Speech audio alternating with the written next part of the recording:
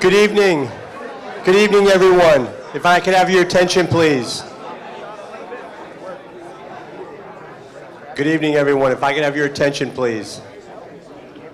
Thank you.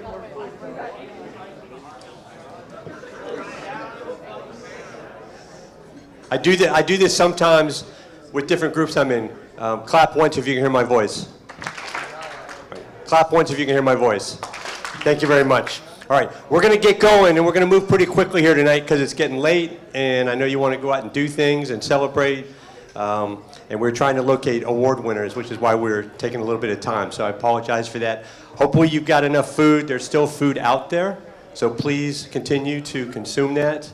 All the other things you consume this evening, please be very safe and make good decisions and have a plan, okay? We're going to give out our awards tonight. This is our 50th anniversary year.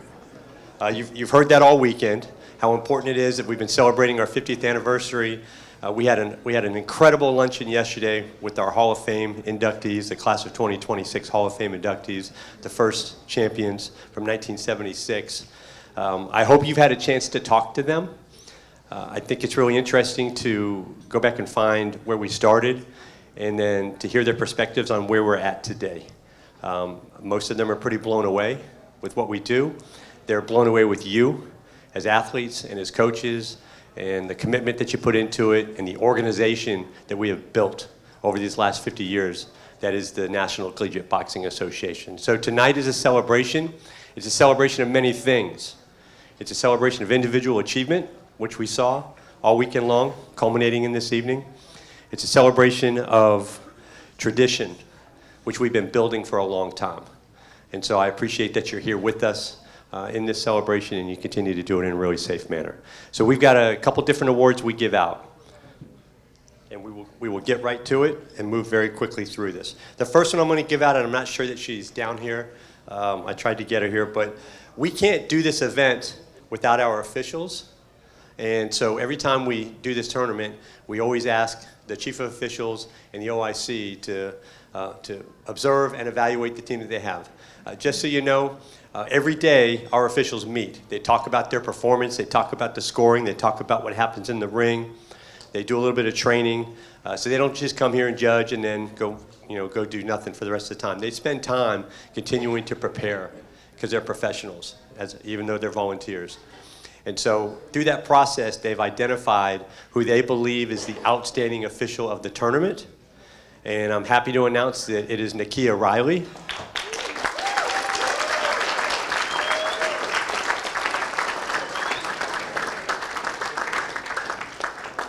Unfortunately, Nakia is not down here right now, so we'll make sure that we find her and we get her award to her. But we're down here right now. Yeah, she literally asked me, let me know who gets named, so I'm texting her right now. there you go. 15 minutes. There you go. And see, that's the commitment from our officials, right? Taking on the task and doing what they got to do to make it happen.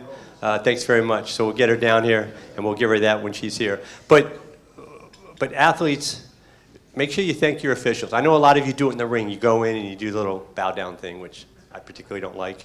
But I know you do it, and I know it's your way of appreciating them, and I think they probably appreciate it. They probably don't see it because their heads are down and they're doing other things. You should walk up and talk to them. You should get to know them. They're wonderful people, and they're dedicated to their craft, and so make sure you do that, please. So we'll move to our next award. We're going to do our athlete awards next. First is our Sportsmanship Award. Actually, first I want to tell you the scores from the team championship, because we announced them, but you don't know what the scores were. You don't know how close it was or if anybody dominated. So I want to announce those to you. On the men's side, in 5th place was Cincinnati with 13 points.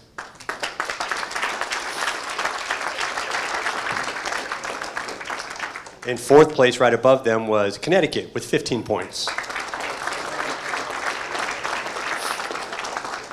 And then above them was Air Force with 21. Navy with 26.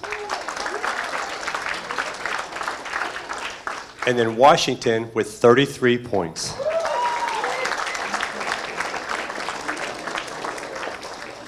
That's actually a pretty close spread. I've been doing this for a long time, and I don't typically see scores that are that close.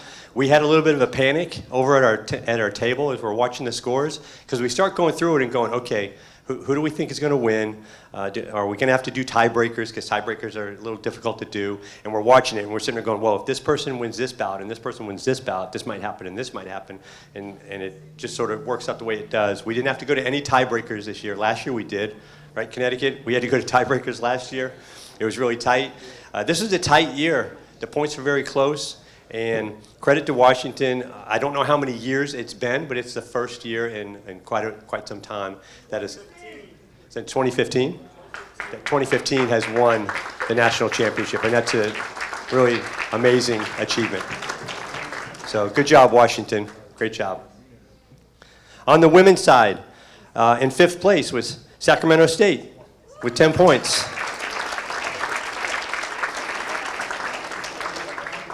And in 4th place was Washington with 11 points.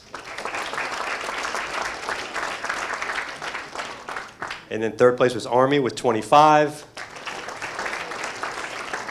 Navy 28. And to their credit, Air Force with the dominating 47 points.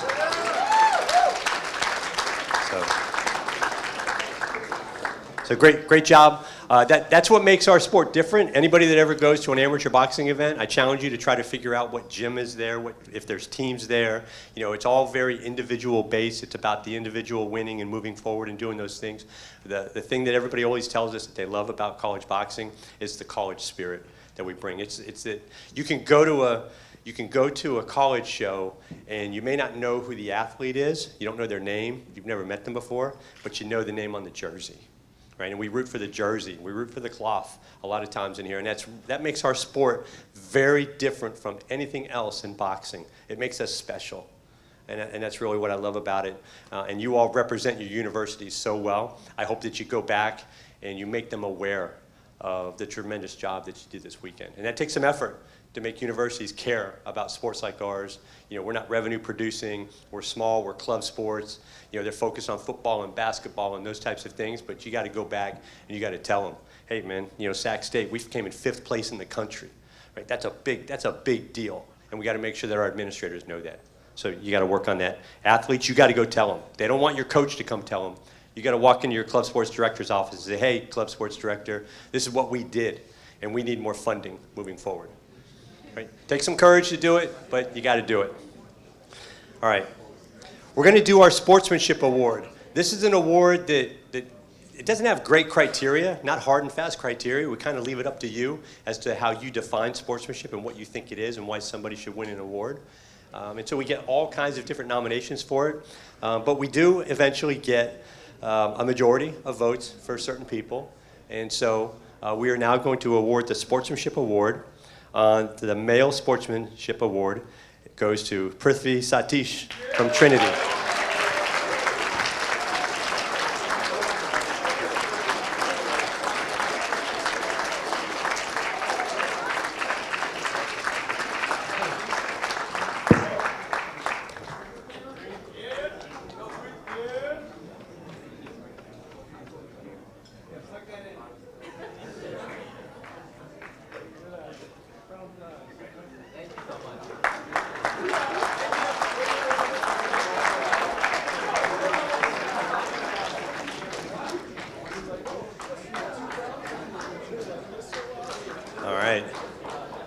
And on the women's side, the selection, and again, I didn't say it, but this selection is made by the athletes, not the coaches, not the officials. It's made by the athletes. And so it's who you all saw and nominated. So on the women's side, it's Sila Panuve from Air Force.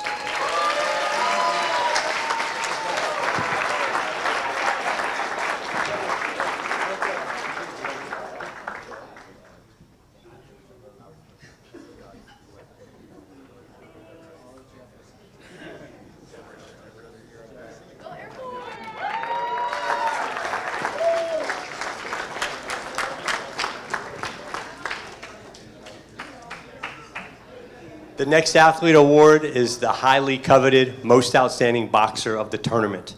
This is not just championship night. This is the officials kind of watching the performance, because they're the ones looking at you the closest for 3 days, watching the performance throughout the weekend, and they make the choices as to who the most outstanding boxers are. The way that we do this is we have 2 male and 2 female awards. We split them by a subset of weights. And so on the women's side, we have the 106 women to 132-pound women. That's the first category. And the most outstanding boxer in that category is Jill Doucet from Washington.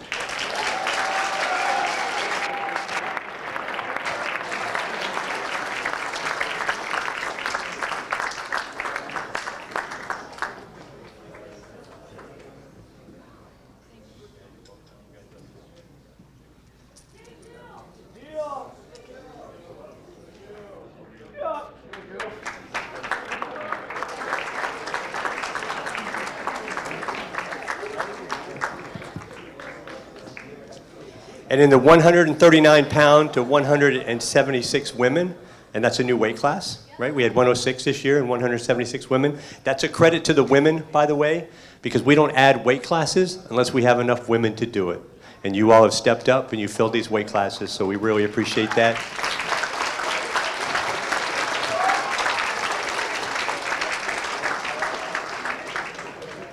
But in the 139 to 176-pound grouping, the winner is Ayana Gonzalez from Sacramento State.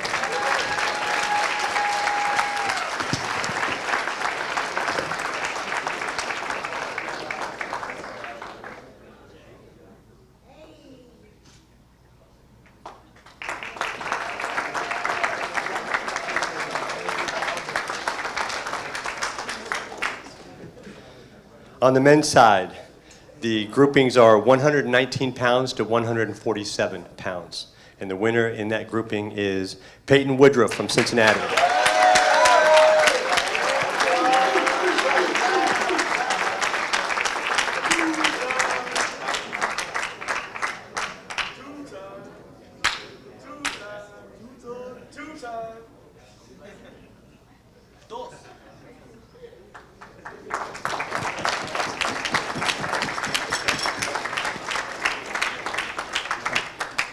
I thought you'd come up with both belts, kind of as a major flex, right?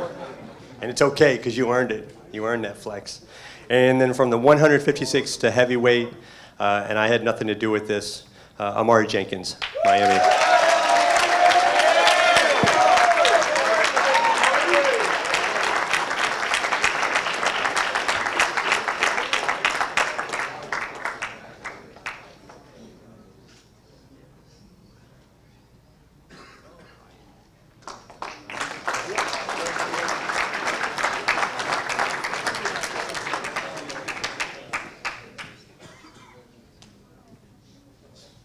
We have 2 to go, and then we'll be done, and then you're off for the evening. The next one is the Coach of the Year. The Coach of the Year is voted on by the coaches, and we take nominations at our national meeting, and what's really interesting is to hear the nominations. When someone says, I nominate this coach or that coach, and why that is, and then they begin to talk about their peer. And they talk about the excellence that their peer has demonstrated, and it's lots of different reasons. It's coaching, it's administration of a club, it's the way they take care of their athletes, it's the way they grow programs. There's all these things that go into the Coach of the Year. It's not just the coach that knows boxing the best. Because for our clubs to be successful, we can't just be coaches that know boxing. We have to know how to build an organization. We have to know how to motivate and inspire. We have to know how to talk to administrators at our campuses to make sure that our sport, which they think is inherently dangerous, and we have data that says that it is not, that we can do it safely and be allowed to continue to compete our sport and have our athletes do this sport that they're some. Now I was a student affairs administrator for 10 years at Miami University, and I know that administrators on my campus were kind of organically afraid of the sport. And I had to convince them of why they don't need to be afraid. I had to convince them, I had to tell them about our athletes and how good they are. I didn't have to convince them, because when they met them, you convinced them for us, because you're awesome, right? But that's what the sport does for us. But the Coach of the Year is somebody that we have chosen as our peers, as someone that has done just a phenomenal job in all those different areas that we talk about. And our tradition is the previous year's Coach of the Year gets the honor of introducing the next Coach of the Year. So last year's Coach of the Year from Ohio State was Nat Shinneman, and he's going to introduce this year's Coach of the Year.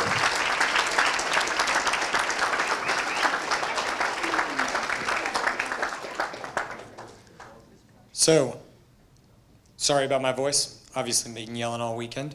I'm really excited to present this award this year to someone who has really put in a lot of work in the last few years to develop his club. He's taken his club from what has historically been a very, very small club. They didn't typically bring a lot of boxers. And, you know, coming back from COVID after a previous coach left, they were almost non-existent. There was not a lot of membership in the club.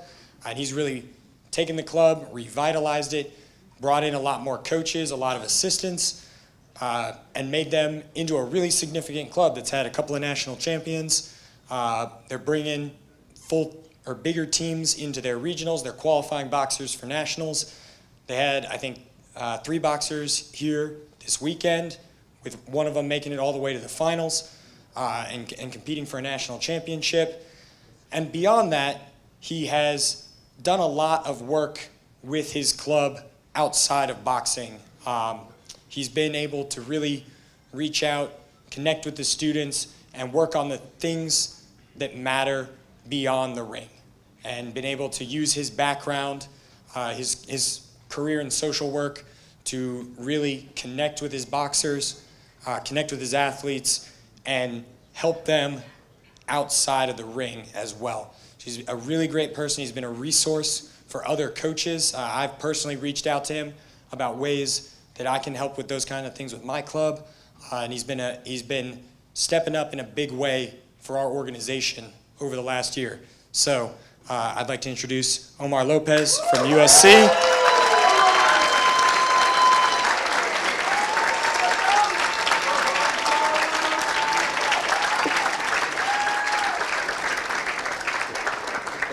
Congrats.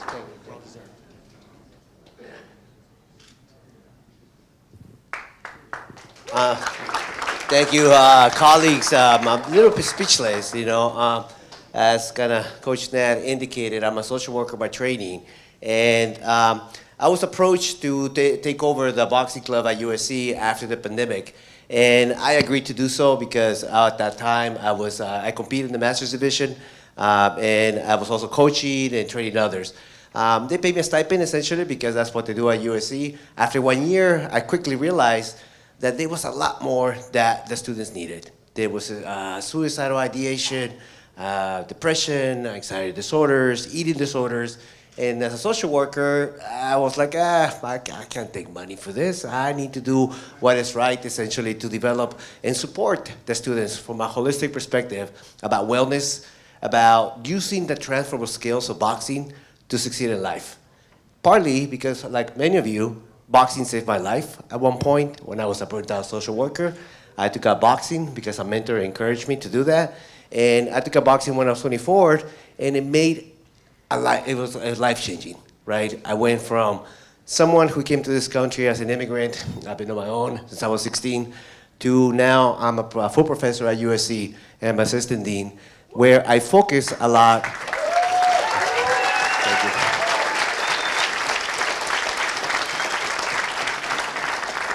And I don't take for granted that I'm very fortunate, essentially, to be able to give back to others, right? So boxing did that for me, so I do that with my students here. So thank you for the acknowledgement. It is just something that I will value for forever, and I appreciate it. Thank you very much.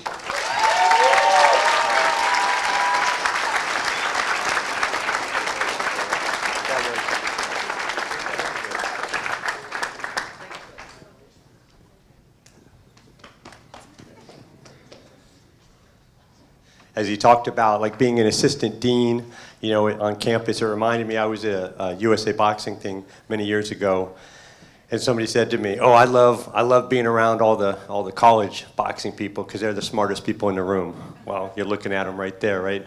And all of you as well. And it's what allows us to be so successful because of the talent that we bring to it.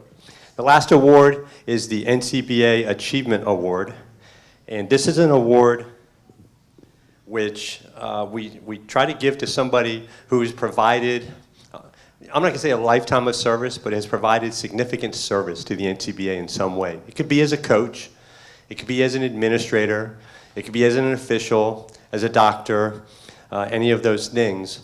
But it's just somebody who we recognize for the many years of commitment and impact that they've made over those years. And that we wouldn't be the organization that we are without them. We would be a little different without them. We would be less good without them. And we are really good, right? And so I'm really excited to give this out this year. This person is a close friend of mine. He has supported me in many, many ways, served alongside me on the board of the NCBA for many, many years, was a big part of how we do this tournament, how we send out RFPs, how we contract, how we do different things, was a big part of our fundraising campaign here recently. He is somebody who has coached for I don't know how many years, and those athletes who know him will know about that. He's somebody who drives upwards of 2 hours to get to practice.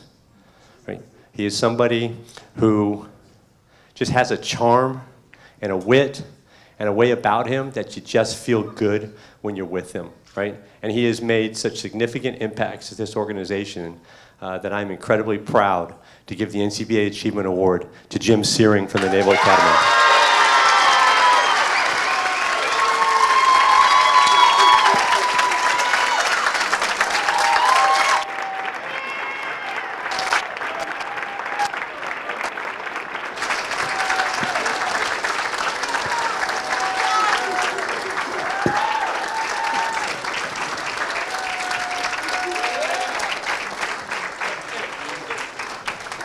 Gosh, that's all I can say is gosh.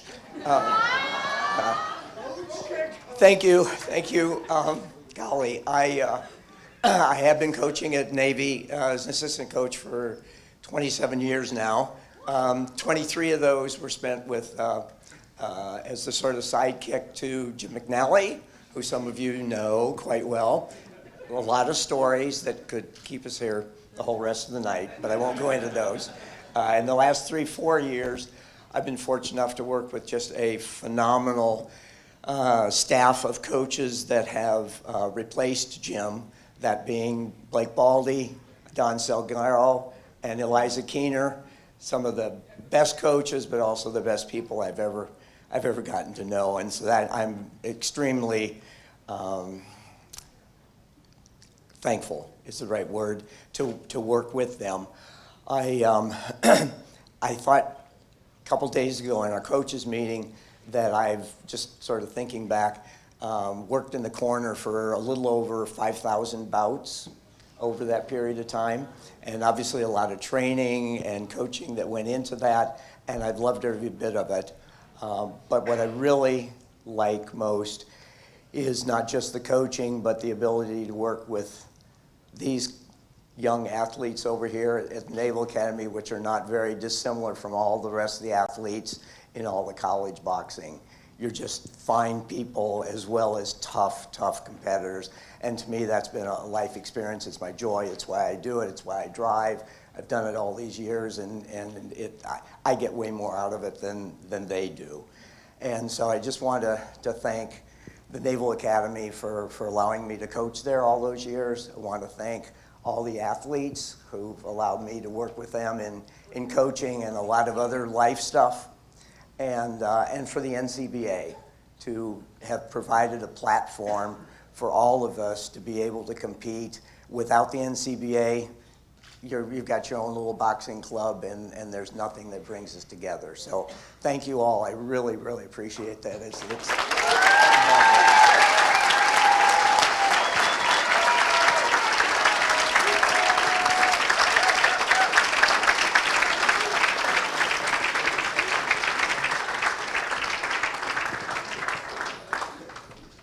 think just the reaction alone tells you all you need to know about him and the way that we feel about him. I want to do something real quick, and then we'll finish up here. Would all the coaches in the room please stand up? If you're a coach, please stand up.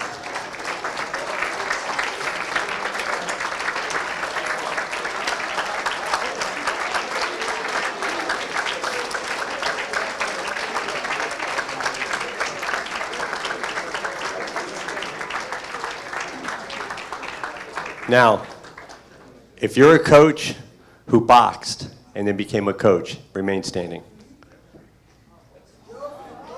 And there you go. So, go ahead and grab a seat. I like to do that in these types of environments because the point I'm trying to make is that those of us that are coaching, we were you at one time, athletes. We were you many years ago. For some of us, many, many years ago. McNally. I have to take a jab at somebody from Navy. I can't take a jab at Jim. He just got an award, so I have to take it at you. But we were you many, many years ago, and so what I'll close with is a call to service, a call to a challenge for you to think about. I want you to just take a moment during your collegiate experience as a student athlete, and I want you to think about what it means to you. I want you to think about what it does for you. We did our Hall of Fame luncheon yesterday. I had these men from 1976. We had these slides and photos. There's a lot of hair in those photos, which was pretty cool. But they all got up here on the stage and really talked about what boxing has meant to them and the way it changed them as a person. It impacted their life in some way. And so we have a gift. We have all been given a gift in this life, that we've been presented with this experience, this opportunity, this sport that gives us so much, right? We give to it, and it gives so much more back to us. And I hope you realize that. And so my challenge to you is to think about what you want your relationship to be with this sport moving forward, whether it's with the NCBA, whether it's with the local LBC, a local gym, or it's just you in your garage with a hanging bag just banging it out because you need to one day, okay? I want you to think about what your relationship is with this sport because it is a gift, and not everyone is blessed to have the gift that we have. And so I just wanted you to reflect on that. And hopefully, someday down the road, one of you is going to be standing up here and saying, how many coaches are in the room? How many of you were coaches? And then you're all going to be standing, right? And I hope that's what happens. The slide that I had with the Hall of Fame, I had the 76 photo, and I had the 2025 photo. I'll update that with the 2026 photo. And I just wrote, the tradition continues, ... And we are not stopping as an organization. We are not slowing down as an organization. We are only getting better and bigger, and we need you to help us get there. Keep being excellent the way that you are, and make that commitment and reflect on what it means to you. So thank you so much for coming to Charlotte, for coming to this tournament, for making this experience what it was for all of us. Thank you so much to every person that had a role in it, from an athlete to an official, to a doctor, to a coach, to someone who's helping set up the ring, to anybody that has a role within this organization. Right? Thank you so much. I look forward to doing this again next year. I don't know where. We'll figure it out and we'll let you know. I hope we see many of you back here next year. If not, if you're graduating, take this gift and carry it with you throughout the rest of your life and learn to reflect back on it and go, when times are tough, there is nothing tougher than standing in the middle of a ring with only 1 minute and my legs are gone and the person next to me it just keeps coming. Right? That's the worst moment in my life. And I survived it and I'm better for it. Thank you so much. Please be safe. I love you all.